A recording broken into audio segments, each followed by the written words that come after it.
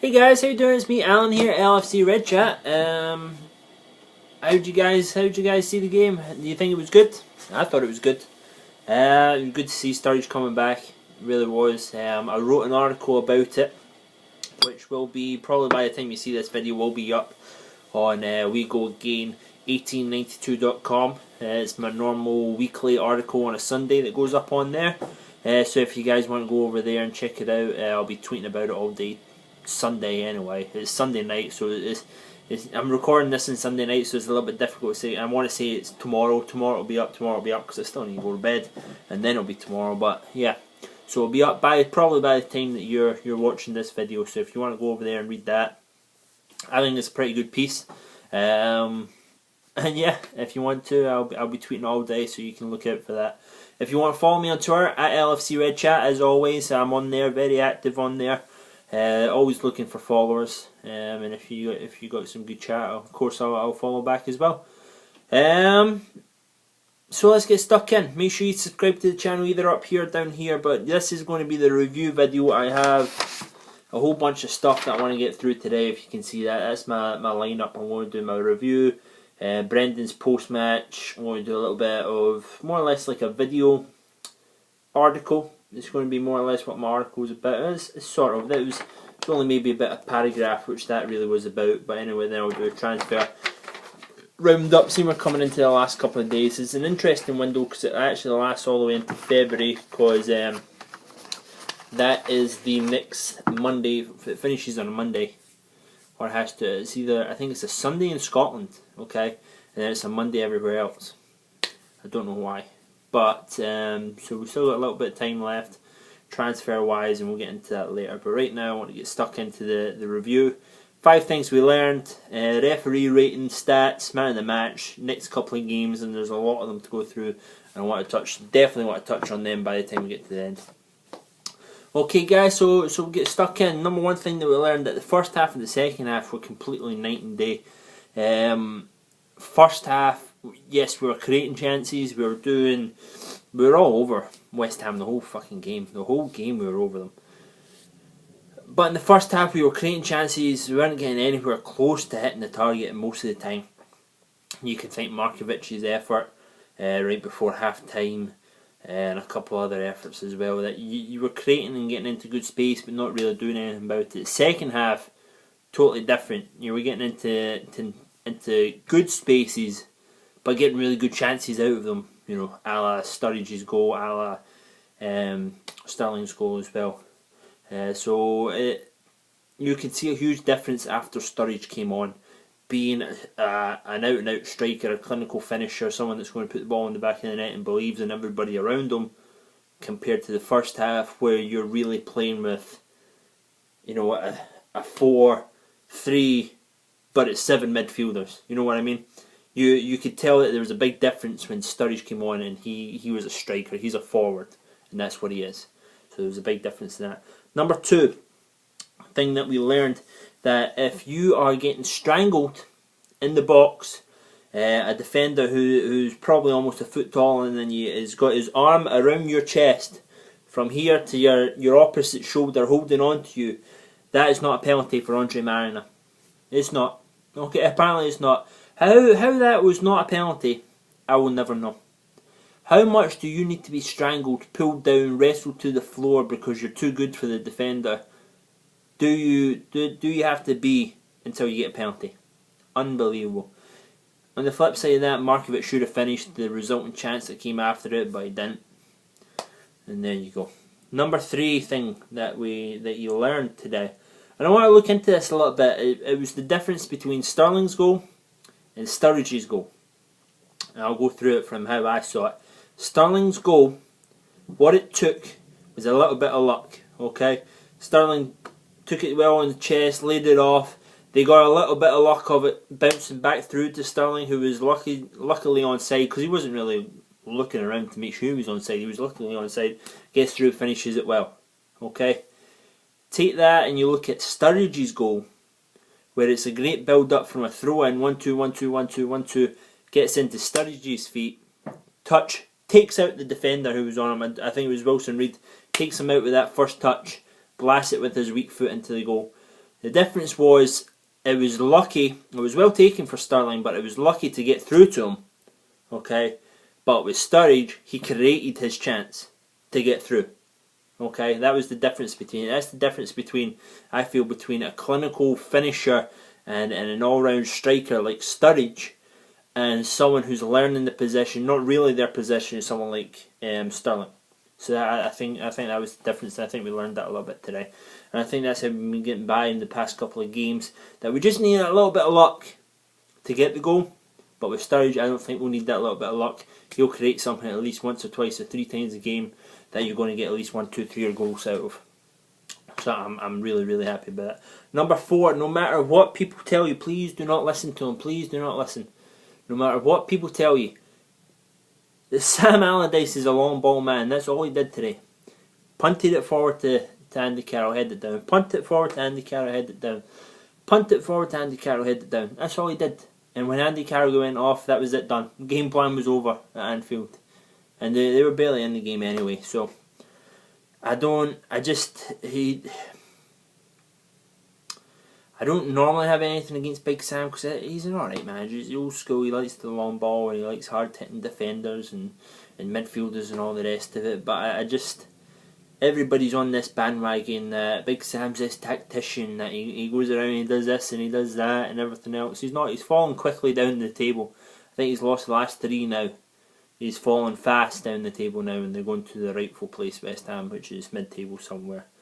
I know that's a bad thing when you think about mid-table and how much you're spending, West Ham spending on the players, and how much like Liverpool and Chelsea and Man City and Man United and Arsenal spending their players. It's the way it's going to be. You know, it just is. You know. Number 5 thing, I wanted to make out, you know, to congratulate these players for how they've been playing the last 6 games or so. Okay, so they've had, in the last 6 games, these players, okay, have had 4 clean sheets out of 6. The only 2 goals that they've conceded, one was in extra time, so technically you still had a clean sheet during regular time. So that's 5 out of 6 clean sheets. The other one was a penalty. You still haven't been scored on in open play for 90 minutes for a while now. Okay, since the last time, since Leicester, the 2-2 Leicester game, that was the last time. Maybe in Wimbledon, I forget. But anyway, that was the last time. So I want to make sure that I congratulate these people, because some of them I've been hard on. Mignolet, I think Mignolet, since he's come back, has gained and gained and gained and gained on each game. I think he's becoming more reliable. He always was a shot stopper, even through his worrying patch. He was a shot stopper still. He's commanding his area better. He's doing well with crosses. He's doing better with free kicks and all the rest of it. Coming out when he should, staying when he should. Because I think he's doing a lot better than he has been. Lucas, you need to congratulate Lucas just for having the balls to come into the team. Okay, after the manager and everything in the summer, if someone wants him, someone can take him and all the rest of that. Chat. But Lucas has come in. And there's been things on social media with him, you know, direct messaging people saying that, you know, Liverpool fans never give me the credit that I deserve and stuff like that. Who's better than Lucas, he said one time. And you think about who is better than Lucas in that position that he plays for Liverpool in defensive midfield role. No one is. Maybe Emre Can eventually, but right now we're using him as centre back, and that's the next person I want to touch on. Emre Can has been a revelation coming in there, playing out of position for I don't know how many games it is now. Partnering up well with Sakho and Skirtle back there. That's the other 2 guys that I want to mention as well. Sakho had one hell of a game, even though I think when I see him that he doesn't have either foot, just the way that he swings his leg at the ball. But I was thinking about this. He is unconventionally good at what he does. Okay, it may not look as if he has a left foot or right foot. He's left footed. He definitely doesn't have a right foot most times. But other times you can see him swinging his left leg at it instead of, you know, kicking it. But he is unconventionally good at what he does. He gets results, and that's all that matters. That's all that matters for Sakho. And I think he goes on about his on Twitter like that, like he's a lion and all the rest of it. He's a warrior, and he is. When you see him out there, he is. He's fighting for everything. He's a thinker of the game, because you can see him when you're watching off the ball, when you're just watching the players, which I strongly suggest anybody that's watching soccer, especially if you're just coming into this. I don't know your experience level in football. If you're just coming into this, every now and then just pick out a player and just watch them for 5 or 10 minutes go about their business on the pitch and where they are in their position, and try and also play the game of try and working out the formation of each team when they're attacking and when they're defending, because sometimes it can be different. I know Liverpool at the start of the season were playing their 4-2-3-1, but then when they were defending they were in a solid 4-4-2.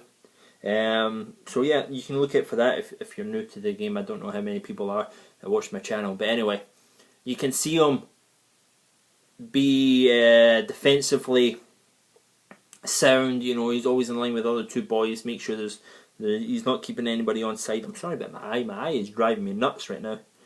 It normally does. But yeah, he was great, and Skirtle's been good as well. He's a great header of the ball. There's 3 of them. The 3 centre backs. Skirtle heads the ball the best. So yeah, they were great. I really want to give them a lot of praise, because I think they've been very good. The 5 of them, our defensive sort of part of the team, have been very good. And Lucas, if you think that Lucas doesn't really do anything, he gives away yellow cards, you're not really understanding why he gets yellow cards. He gets yellow cards because he's protecting what's behind him. Okay, he doesn't let them run through. Stevie had a problem of just letting people run past him. He couldn't catch up with them and then leaving the back 4 exposed.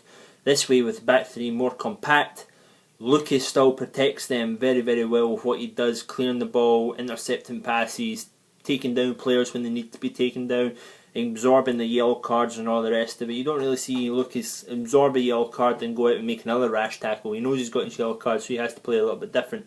He's got one to spare every game. So that's what he does, and he does it very well. He mops up. He's the janitor of this team, you know, the custodian. He just mops up. Just mops up all the messes that's happening in front of him, just mops it up, helps everybody out. Lucas is a fantastic player. I really hope he gets a new contract at the start of the next season, or at least the extension. I think he still has another year or so, or whatever, because I think Lucas is a very good player. Anyway, this video's going on a bit, but that's alright. Referee, Andre Mariner, 4 out of 10. He's mints, he's mudding. Stats, we'll go straight into that because I don't want to talk about him anymore. Stats, Liverpool had 7 shots on target, West Ham had 2. Total shots, Liverpool had 21, West Ham had 7. Corners, Liverpool had 5, West Ham had 7. Not so much, that's more betting wise, who cares about that, corners. Pass completion, here's a big thing. Pass completion, 84% for Liverpool, bang average for us. 64% for West Ham. Okay, if that doesn't tell you you're a long ball team punting the ball up all the time and losing it to headers, I don't know what will. Tackle completion, I added this one in, 59%. We were the best on Saturday. Tackling completion wise, we were the best team there was. West Ham had 47 possession, Liverpool had 59, which is above average, and West Ham had 41. Man of the match for me, I'm going to go Sacco. 100% of his tackles, I thought he did really well. Unconventionally good is how I call him, but I think he did really well. So well done, Sacco, and he also got man of the match from the sponsor as well. So good for him. He's getting his recognition. Because there's a couple players. I'm going off topic here, but if you hang with me, there's Sacco, Lucas, Shan. Okay, out of your back 5, we can call it. Those 3 players at the start of the season couldn't get a fucking look in this team, and you've seen them come in. You've seen an opportunity arise for Shan with Lovren being injured, and now Lovren can't even get back into this back 3 because of Emery Shan. He can't even get on the fucking bench. I don't know if he was injured or not, but I didn't look into that part. So, but I don't think he was on the bench. But then Lucas, he couldn't get in the team either. Sacco couldn't get in the team. He was dropped for the derby, if you remember. He walked out. But now Sacco's back in the team. You can't get him out with a crowbar. You can't get Emery Shan out with a crowbar, and you'd be stupid if you would drop Lucas at the moment. So well done to those boys, because they faced some adversity during this season already. So I'm really happy for those guys as well. I want to say about Sturridge. I missed out about Sturridge. How happy were you when he scored? I was over the moon. I had to tweet. I don't normally tweet during the games because it gets lost and all the rest of it. I'd rather just watch the game anyway. But yeah, how happy were you with his fucking dance? Oh, fuck. I was doing that. I was all over the joint with that. Oh, I loved it. Loved it. Only took him, what, 12 minutes? 12 minutes. 12 minutes. Take note, Balotelli, took him fucking 12 minutes coming back from August to score a goal. You still haven't scored it.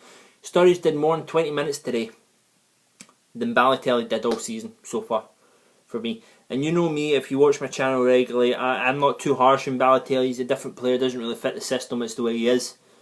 I wish he would change, but you saw Sturridge come straight away, pressing, going at it, and everything else. I'm going to include this in the next video, the Balotelli versus Sturridge, if you want to hear more about this. I'll move on. But I thought Sturridge was fantastic. Fucking yes. Anyway, next upcoming games, I need to move on. Next upcoming games, Bolton away. Listen to this fixture list, right? And listen to the dates, how fast they go. Boom, boom, boom, boom, boom. February the 4th, Bolton away. February the 7th, Everton away. February the 10th, Tottenham away. February the 19th, 9 days rest, don't know why. Besiktas at home. Tottenham was at home. Besiktas at home. 3 days rest. February 22nd, Southampton away. 4 days rest. 26th of February, Besiktas away. What an upcoming February we have. My God, games after games. So what's that? Bolton to Everton, 3 days. Everton to Tottenham, 3 days. Tottenham to Besiktas in 9. I don't know why it was the League Cup there in that weekend, that Tuesday and that Saturday. Or did we postpone a match or something? I don't know. But then 3 days after Besiktas, Southampton away. Then 4 days after that, Besiktas again away. Unbelievable run of fixtures that we're coming into, but just means I need to be better at getting these videos out and all the rest of it, so I'll try and do that for you guys. But apart from that, make sure you check out a couple more of my videos. I'm going to sit here, I'm going to watch Brendan Rodgers' comments, because I don't really like letting his comments influence my review video. So this is all me. You know, the only thing I've done is sat and watched the game and watched the highlights of the game before I did this video at 2 o'clock in the morning. So this is all me, alright? So Brendan Rodgers' comments coming up next. I do that reporter style, I get my notes out and all the rest of it, do my notes for every question that he's asked, and then I relay it back to you with a little bit of my comments on top of that. We're then going to do the Balotelli Sturridge video, transfer roundup, and I'll look on LFC TV if there's any more under 21s, under 18 games that I can review as well. Throw that up there for you. Something else as well, try and find an interview from somewhere, we'll talk about that, and we'll just throw a whole bunch of videos up tonight. So I hope you're looking forward to some videos, because you're definitely going to get them tonight. Alright guys, be safe as always. Make sure you subscribe to the channel up here or up here. Thumbs up the videos. Comments down below. I need some comments for the comment show. That's why it wasn't on this week. I didn't really get too many, but all the comments that I am piling up will be included. But if you want to add some more, make sure you comment down below. And have a good night guys. Stay safe as always, and I'll see you later. Bye bye.